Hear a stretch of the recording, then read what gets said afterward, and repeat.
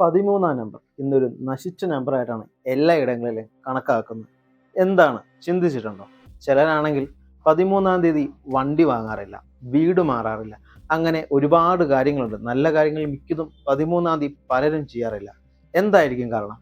നമുക്കൊന്ന് നോക്കിയാലോ. It's me Vishnu, welcome to historically.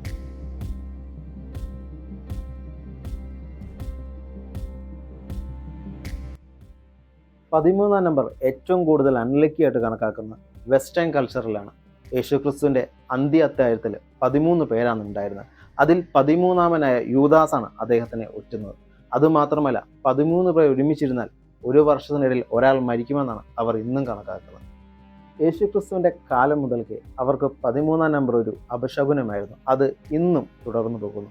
വലിയ വലിയ ബിൽഡിങ്ങുകളിൽ 13-ാം നിലയില്ല. അതായത് 12 നില കൊണ്ട് കൂടി അത് അവസാനിപ്പിക്കുമെന്നല്ല, 12 കഴിഞ്ഞ് നിലകളുണ്ട്, പക്ഷെ 13 ഉണ്ടാവില്ല. 12 കഴിഞ്ഞ് നേരെ 14ലേക്കായിരിക്കും ചെല്ലുന്നത്. അതുമാത്രമല്ല, ഇന്നും പല ഫ്ലൈറ്റുകളിലും 13-ാം നമ്പർ ഇല്ല. അതായത് 12 കഴിഞ്ഞാൽ വീണ്ടും 14ആണ്. എന്തായാലും ഇത് തന്നെയാണ് കാരണം, ഈ 13-ാം നമ്പറിനോടുള്ള ഭയം.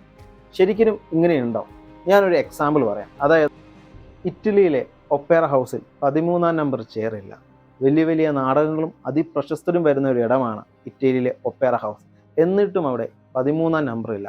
അവർക്ക് പോലും 13-ാം നമ്പറിനെ ഭയമാണ്. അതിനാലാണ് ഇന്നും അവിടെ 13-ാം നമ്പർ ഇല്ലാത്തത്. കാലം മാറിയിട്ടും ഒരു മാറ്റമില്ലാണ്ട് 13-ാം നമ്പർ ഇന്നും ദുശകുനമായിട്ട് തുടരുകയാണ്. ഇതിന് പലരും പറയുന്ന കാരണം 12-ാം നമ്പർ വളരെ നല്ലൊരു നമ്പറാണ്. അതായത് ഒരു വർഷം 12 മാസം, ഒരു ദിവസത്തിൻ്റെ പാതി 12 മണിക്കൂർ. അപ്പോൾ നല്ല നമ്പർ ഉണ്ടെങ്കിൽ ഒരു മോശം നമ്പറും വേണ്ടേ? 12 കഴിഞ്ഞ് 13 വരുന്നത് കൊണ്ടാണ് 13-ാം നമ്പർ മോശമെന്നാണ് പലരും പറയുന്നത്. എങ്കിൽ നമുക്കൊന്ന് സയൻറ്റിഫിക് ആയിട്ട് നോക്കിയാലോ. ന്യൂമറോളജി പ്രകാരം എല്ലാ നമ്പറിനും ഒരു പവറുണ്ട്. അതേപോലെ തന്നെയാണ് 13-ാം നമ്പറിനും ഒരു പവറുണ്ട്. 13-ാം നമ്പറിൻ്റെ പവർ മാറ്റമാണ്. അതായത് 13-ാം നമ്പർ നമുക്ക് 2 രീതിയിൽ അഫക്റ്റ് ചെയ്യും. ഒന്ന് പോസിറ്റീവായിട്ടും നെഗറ്റീവായിട്ടും. ഞാനൊരു എക്സാമ്പിൾ പറയാം. ഞാൻ എൻ്റെ സൈക്കിൾ കൊടുത്ത് ഒരു ബൈക്ക് മേടിച്ചു. അതെനിക്ക് പോസിറ്റീവായിട്ടും നെഗറ്റീവായിട്ടും ബാധിക്കാൻ സാധ്യതയുണ്ട്. അതായത് ആ ബൈക്ക് എനിക്ക് മാറി ഒരു കാർ എടുക്കാൻ തീരുമാനിച്ചാൽ, അല്ലെങ്കിൽ കാർ എടുക്കാൻ സാധിച്ചാൽ അതെനിക്കൊരു പോസിറ്റീവാണ്. നേരെ തിരിച്ച് ആ ബൈക്ക് വിറ്റ് എനിക്ക് വീണ്ടും സൈക്കിളിലേക്ക് പോകേണ്ടി വന്നാൽ അത് നെഗറ്റീവാണ്. അതുകൊണ്ടാണ് ഈ 13-ാം നമ്പർ ഇന്നും പലർക്കും നെഗറ്റീവായിട്ട് വരുന്നത്. അത് പണ്ട് കാലം മുതലേ ഇതിനെക്കുറിച്ച് പറഞ്ഞ് ഇന്ന് 13-ാം തീയതി ആർക്കും ഒന്നും ചെയ്യാനുള്ള ധൈര്യമില്ല.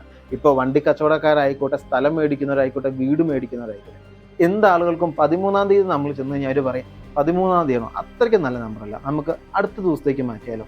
ഇത് ഇന്നും നടന്നുകൊണ്ടിരിക്കും.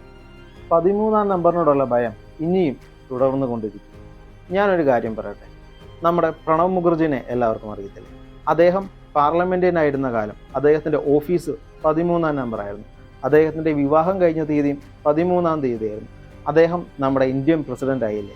എന്തെങ്കിലും മാറ്റം സംഭവിച്ചോ? ഇത് ഓരോ അന്ധവിശ്വാസങ്ങൾ തന്നെയാണ്. പല രാജ്യക്കാർക്കും പല നമ്പറാണ് ഇതേപോലെ ദുശകുനമായിട്ടുള്ളത്. ചൈനയ്ക്ക് 4-ാം നമ്പർ, ജപ്പാന് 9-ാം നമ്പറാണ്. ഇന്ത്യയിൽ പലയിടങ്ങളിലും 26 എന്ന നമ്പർ അപശകുനമായിട്ട് പറയാറുണ്ട്. സിഖുകാർക്ക് 13 വളരെ നല്ലൊരു നമ്പറാണ്. സത്യത്തിൽ നമ്പറിനല്ല കുഴപ്പം, നമ്മുടെ ചിന്താഗതിക്കാണ് കുഴപ്പം. ആ ചിന്താഗതി മാറേണ്ട സമയം അതിക്രമിച്ചിരിക്കുന്നു.